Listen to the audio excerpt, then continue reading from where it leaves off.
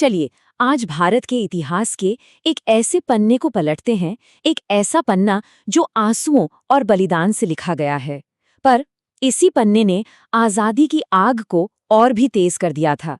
तो आइए इस कहानी की गहराइयों में उतरते हैं और समझते हैं कि आखिर उस दिन हुआ क्या था। जरा सोचिए, हम बात कर रहे हैं साल 1919 की। पहला विश्व युद्ध वो अभी खत्म हुआ ही था और पूरे भारत में ना आज़ादी की एक नई लहर सी दौड़ रही थी। लेकिन दूसरी तरफ थी ब्रिटिश हुकूमत, जो अपनी पकड़ और भी मजबूत करना चाह रही थी। तो ये कहानी हमें ले जाती है पंजाब के दिल, अमृतसर शहर।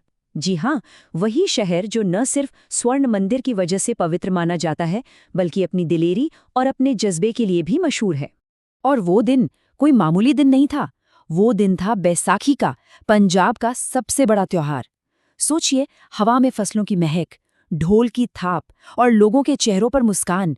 किसी को भी अंदाजा नहीं था कि ये खुशी कुछ ही पलों में मातम में बदलने वाली थी। और इसी उम्मीद भरे माहौल में हजारों लोग जलियांवाला बाग में जमा हुए। देखिए, ये कोई लड़ाई की तैयारी नहीं थी, बिल्कुल नहीं। ये तो बस अपनी आवाज उठाने का, अपना विरोध जताने का एक शांतिपूर्ण तरीका था। पर सवाल ये है कि इस भीड़ में था कौन? कोई सेना थी क्या? नहीं, वहां थे अपने खेतों से आए निहत्थे किसान, अपने परिवारों के साथ आई औरतें और अपने माँ बाप की उंगली थामे हुए मासूम बच्चे। बस हजारों आम लोग जो सिर्फ एक शांतिपूर्ण विरोध के लिए वहां जमा हुए थे। तो फिर ये सब लोग विरोध क्यों कर रहे थे? असल में वो एक काले कानून के खिलाफ थे, जिसे रॉलेट एक्ट कहते थे। अब ये एक ऐसा कानून था जो ब्रिटिश सरकार को किसी भी भारतीय को बिना कोई मुकदमा चलाए सीधे जेल में डालने का हक देता था। मतलब सरासर अन्याय। और लोग बस इसी अन्याय के खिलाफ अपनी आवाज उठाने आए थे। सब कुछ बिल्कुल शांति से चल रहा था। लेकिन फिर अचानक माहौल बदल गया। एक ऐसा मोड़ आया जिसने उस दिन को इतिहास में हमेशा हमेशा के लिए एक काले दिन के तौर पर दर्ज कर दिया। लेकिन तभी कुछ ऐसा हुआ जिसकी वहां मौजूद किसी भी इंसान ने कल्पना तक नहीं की थी। उस बाग में दाखिल हुआ एक ब्रिटिश अफसर, जनरल डायर, अपने सैनिकों के साथ। और उसका इरादा उस शांतिपूर्ण प्रदर्शन को सुनना नहीं था, बिल्कुल नहीं। उसका इरादा था उसे बेरहमी से कुचल देना। उसने कोई चेतावनी नहीं दी, लोगों को वहां से हटने का, बिखरने का कोई मौका तक नहीं दिया। इंसानियत का दूर दूर तक कोई वास्ता नहीं रखा गया। और इसके बाद जो हुआ वो शायद भारत के इतिहास के सबसे दर्दनाक पन्नों में से एक है। बस कुछ ही मिनट, और उन चंद मिनटों में वो हंसता खेलता बाग एक कब्रिस्तान बन गया। मौत का सन्नाटा पसर गया। और फिर डायर ने वो हुक्म दिया जिसने इंसानियत को शर्मसार कर दिया। फायर। गोलियों की बौछार शुरू हो गई। लगातार 10 मिनट तक गोलियां चलती रहीं, तब तक जब तक कि सैनिकों की गोलियां खत्म नहीं हो गई। हर एक गोली एक जिंदगी, एक सपने को खत्म कर रही थी। लोग जान बचाने के लिए भाग रहे थे, पर बाग की ऊंची ऊंची दीवारें और बंद दरवाजे वो एक जाल बन चुके थे। भागने का कोई रास्ता ही नहीं था। सोचिए, उस बेबसी का आलम क्या होगा।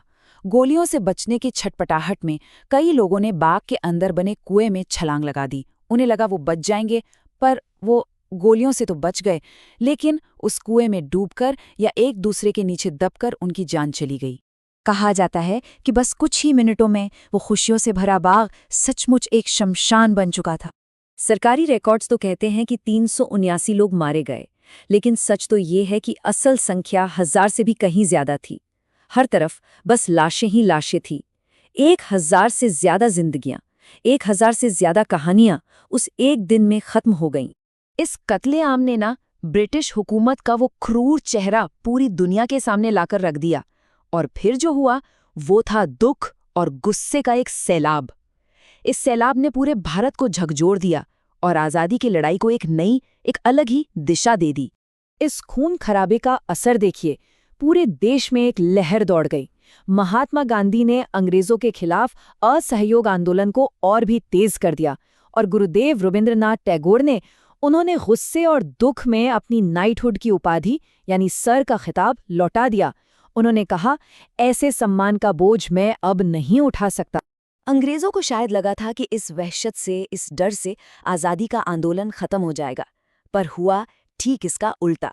जलियांवाला बाग की उस आग ने पूरे देश में आज़ादी की एक ऐसी ज्वाला भड़का दी कि अब ये लड़ाई पहले से कहीं ज़्यादा तेज हो चुकी थी। और आज भी जलियांवाला बाग सिर्फ एक तारीखी जगह नहीं है। ये हमें कुछ बहुत ज़रूरी बातें याद दिलाता है। ये सिर्फ इतिहास नहीं है, ये कहानी है बलिदान की, उन अनगिनत लोगों की जिन्होंने अपनी जान दे दी। ये एक चेतावनी है तानाशाही और जुल्म के खिलाफ। और सबसे बढ़कर ये एक याद है, इस बात की याद कि हमें जो आज़ादी मिली है उसकी कितनी बड़ी कीमत चुकाई गई है। ये वाकया हमें सोचने पर मजबूर करता है ना, कि आज़ादी कोई तोहफा नहीं थी जिसे किसी ने थाली में रख कर दे दिया हो। इसे पाने के लिए एक बहुत लंबा और दर्दनाक सफ़र तय किया गया है।